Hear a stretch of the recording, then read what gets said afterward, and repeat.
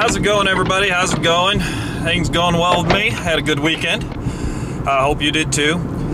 I don't know what you guys did for Mardi Gras, but we didn't really do much. Not really into the whole Mardi Gras thing, really. I mean, I don't know who's the idiot that made Mardi Gras, which is an outdoor event for the most part, in March. You know, it just should be April at the very least. June would be preferable. I mean, it was freezing. So yeah, we didn't go downtown and do the whole Mardi Gras parade thing. We instead we went.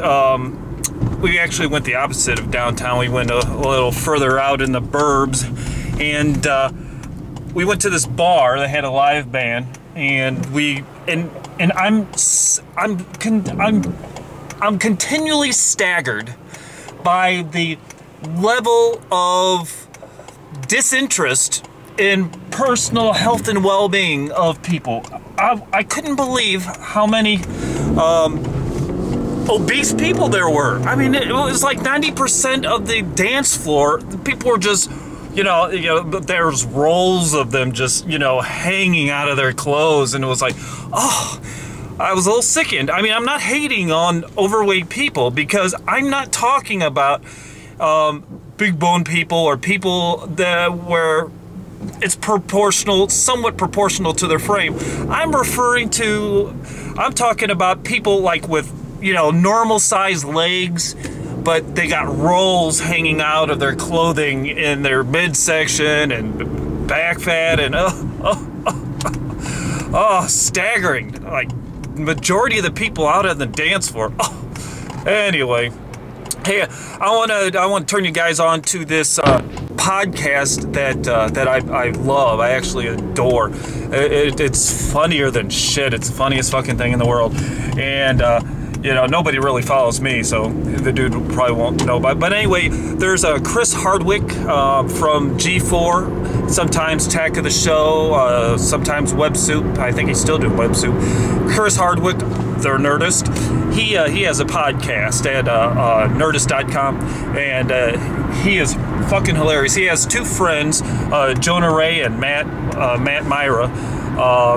They're all three of these guys are on Twitter, and they're really funny. I recommend that you check out the podcast, because the podcast really is funny, and follow them on Twitter. As a matter of fact, I'm also on Twitter. You can follow me there, and yeah, they're really funny. You got to really check them out. All right, now we're up to story number 4. This is going to be somewhat of a short story. Because there's not a whole lot to it, but it was an interesting point in my life. So we're back to New York City. Wow, we're back there. All right. I was a freshman in high school. I think I was going into being a freshman in high school, because I was in New York City part of 8th grade and part of 9th grade, or most of 9th grade. So I went to a public school in New York City, which is an adventure within itself, and bit dangerous. The school looked like a prison. I remember when my mom first took me to the school to enroll me. There's like bars on the window, and the outdoor basketball area. You know, like the playground, if you want to call it that, where, you know, the basketball court. It's like the pavement was all chipped and cracked and broken up, and the rusty basketball hoop, and you know, the metal mesh metal net hanging by one chain link from the rusty. Oh, it was horrible. So it was a real dangerous place, and gangs were real rampant. You know, back then, you know, like 80. Gangs, you know, gunplay really wasn't that big of a deal with gangs back then. It was pretty rare, actually, pretty rare. And I remember, you know, one day in a homeroom, I was in homeroom, and I heard these two girls next to me talking, and this one girl was talking about a gun, and she goes, no, I got it right here, and she pulls out this stub-nosed revolver out of her purse, you know, just kind of barely lifts it up and shows her friend, and I'm just sitting there stunned, you know. I'm from the Midwest, and I'm like, whoa, what the hell's going on? I couldn't believe it. So, and yeah, they didn't think anything of it, even though, you know, it was a big deal, you know, to bring a gun in school. It probably still is. I remember another time that, you know, around the same time frame, it was like my second day at school. And at homeroom, we had a male homeroom teacher. And one of the students was like being really loud or arguing with one of the guys. And the teacher told the guy to sit down and shut up. And the guy said something about your mama, you know, your mama, blah blah, and the teacher went ballistic. He just lost it. He like jumped over his desk and he went after the student and grabbed the student by the neck, and you know, desk was like being thrown all over the place, and you know, the left, right, desks are going flying. Kids are jumping in, pulling the teacher off the kid. It was just crazy. It was crazy, and it was like my second day. I'm like from Missouri, you know, my second day there, and my eyes are all big and wide. I'm like, what's going on? Oh! It was hilarious. You know, looking back, it was hilarious. At the time, it was freaking scary. Well, I hope you enjoyed the story. You can please subscribe. I would love to have some subscribers, because I love you people, man. I love you all. And don't forget to follow me on Twitter.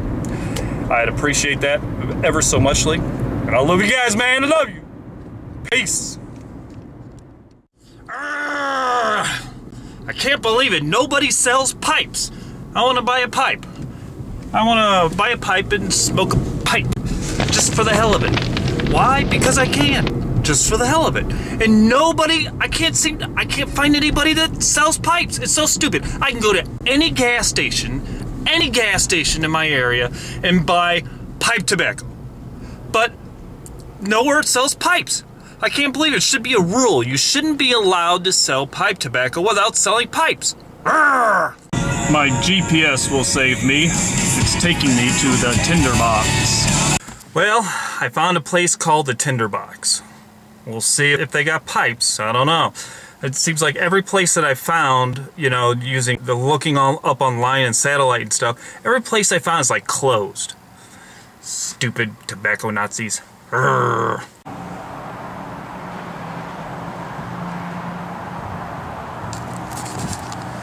Well, as it turns out, it is what I wanted, but man, pipes are really expensive.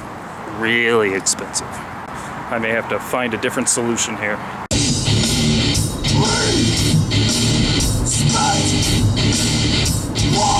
Behold, the magical pipe of Paxtarchus. It will save the world from doom. Hey, I'm fucking psyched. I just got an email on my phone. I got my closed beta key for Battlefield free to play. Battlefield is starting a free to play version, kind of like Combat Arms, I'm guessing. Yeah, I just got my my activation code, or my activation key. Awesome. Woo!